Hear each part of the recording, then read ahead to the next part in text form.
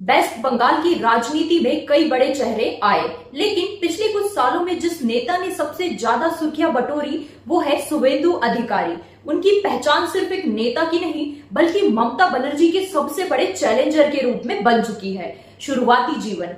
शुवेंदु अधिकारी का जन्म बंगाल के एक पॉलिटिकल परिवार में हुआ। उनके पिता शिशिर अधिकारी भी राजनीति में काफी प्रभावशाली रहे।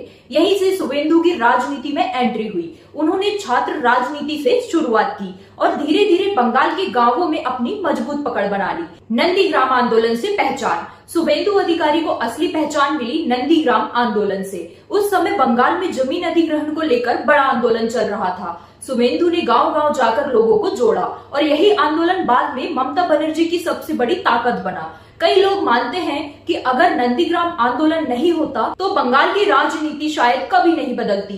टीएमसी में बढ़ता कद। जब टीएमसी सत्ता में आई तब शुवेंदु अधिकारी पार्टी में सबसे बड़े ताकतवर नेताओं में शामिल हो गए। उन्हें मंत्री बनाया गया। उनकी रैलियों में भारी भीड़ आने लगी। धीरे धीरे बंगाल में उनकी अलग पहचान बनने लगी। लेकिन यहीं से शुरू हुआ अंदरूनी टकराव। टीएमसी छोड़ने का बड़ा फैसला। 2020 में बंगाल की राजनीति हिल गई क्योंकि शुवेंदु अधिकारी ने टीएमसी छोड़ दी और फिर उन्होंने बीजेपी ज्वाइन कर ली। ये सिर्फ पार्टी बदलना नहीं था बल्कि बंगाल की राजनीति का सबसे बड़ा टर्निंग पॉइंट माना गया। नंदीग्राम चुनाव। सबसे बड़ी लड़ाई 2021 असेंबली इलेक्शन में पूरा देश एक सीट पर नजर लगाए बैठा था। नंदीग्राम। एक तरफ थी ममता बनर्जी और दूसरी तरफ शुवेंदु अधिकारी। ये चुनाव सिर्फ सीट का नहीं बल्कि बंगाल की राजनीति की प्रतिष्ठा का सवाल बन गया और आखिरकार शुवेंदु अधिकारी ने ममता बनर्जी को बेहद करीबी मुकाबले में हरा दिया।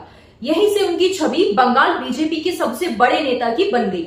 बीजेपी का सबसे बड़ा चेहरा। आज बंगाल में बीजेपी में कई नेता है, लेकिन ग्राउंड सपोर्ट की बात करें तो शुवेंदु अधिकारी सबसे अलग नजर आते हैं। उनकी रैलियां, उनका अग्रेसिव अंदाज और टीएमसी पर सीधा हमला उन्हें बीजेपी सपोर्टर्स के बीच काफी लोकप्रिय बनाता है। मैं करिश्मा, आप देख रहे हैं द ओपिनियन गुरु।